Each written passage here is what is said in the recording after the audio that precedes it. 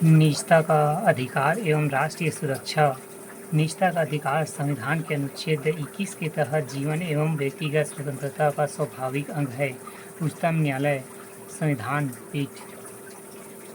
निजता वह क्रांतिकारी विचार है जिसमें आज़ाद हिंदुस्तान के हर हिंदुस्तानी को खुद अपनी नियति चुनने का अधिकार है। निजता स्वशासन और अनिजता गैर दबदबा है। यह इस विचार के लिए हमारा स्तर है कि भारत के किसी भी सत्ता के मोहताज या अधीन नहीं है। यह अधिकार संवैधानिक है। अंततः यह व्यक्ति को विशेष छूट के साथ साथ दुरुपयोग के लिए रास्ता दे रहा है, क्योंकि इसकी कोई तक सीमा नहीं है। व्यक्ति को स्वयं के विचारों की स्वतंत्रता एवं पूर्ण प्राप्त हो जाना निश्चित ही तानाशाही प्रवृत्ति को बढ़ावा देता है। यही व्यक्तिगत तानाशाही राष्ट्र के विरुद्ध हो जाए तो यह राष्ट्रीय सुरक्षा के लिए खतरा साबित हो सकता है। फलतः राष्ट्रीय सुरक्षा और निजता के अधिकार के मध्य एक द्वंद्व देखने को मिल रहा है, जो राष्ट्र हित में सर्वथा नुकसानदायक साबित होगा। निजता का अधिकार संविधान में गढ़ा नहीं गया, बल्कि मान्यता द्वारा प्रदत्त अधिकार है। निजता के अधिकार के दो पहलू सामने आते हैं, नकारात्मक और सकारात्मक। नकारात्मक पहलू। पहला, निजता के अधिकार के तहत कई आंदोलन का रूप उग्र हो चुका है तथा उसकी तिथियों ने राष्ट्रीय सुरक्षा पर सवाल खड़े कर दिए। उदाहरण के लिए जल्दी कट्टू के समर्थक ने आंदोलनकारी हिंसा, LGBT के सामाजिक आंदोलन में देश की एकता पर प्रभाव पड़ना,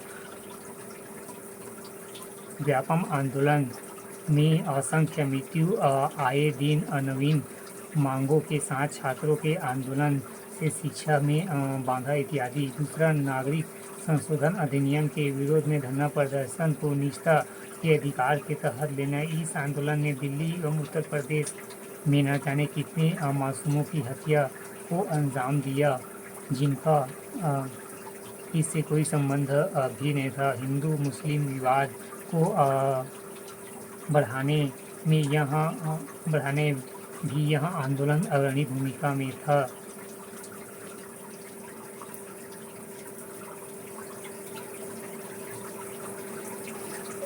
तीसरा, किसान आंदोलन ने भी निजता के अधिकार पर कई स्थानों पर अतिक्रमण को अंजाम दिया। यद्यपि यह शांतिपूर्ण आंदोलन था, तथापि 26 जनवरी 2021 को हिंसक घटना ने इस पर भी प्रश्न चिन्ह खड़े कर दिए।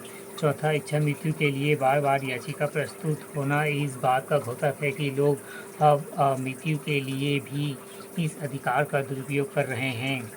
पांचवा, शराब और गोमांस का सेवन, जो कि भारतीय समाज के ज्वलंत एवं समस्या है, साथ ही विवादित भी इसी अधिकार से जोड़ा जा रहा है, जो कभी न कभी नस्लीय भेदभाव को बढ़ावा देने में अहम भूमिका निभा रही है।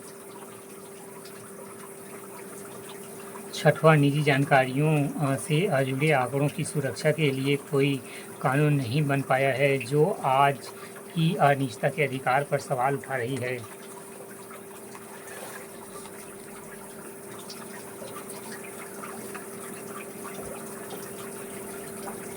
सकारात्मक पहलू। पहला, निजता के अधिकार के तहत सरकारी हस्तक्षेप पर व्यक्ति को अधिकार दिया गया है, उनकी निजता का हनन नहीं होगा। दूसरा, आधार कार्ड का डाटा उपयोग पहले न्यायालय को आश्वासन करना होगा।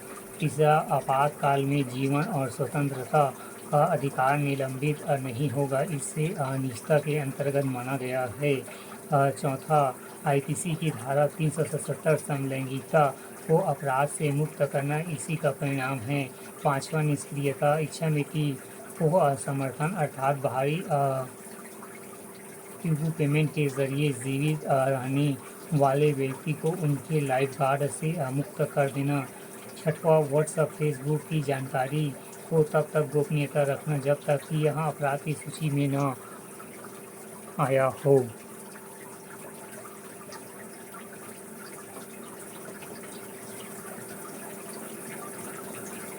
यहाँ दोनों पक्षों की बातों पर गौर करने पर यह बात तो स्पष्ट है कि यदि निजता के अधिकार का असीमित उपयोग ही राष्ट्रीय सुरक्षा को खतरे में डालती है। उदाहरण के लिए ट्रैफिक पर लाल सिग्नल होने पर वहां रुकने के बजाय इस अधिकार का हवाला देकर हम नियम तो नहीं तोड़ सकते।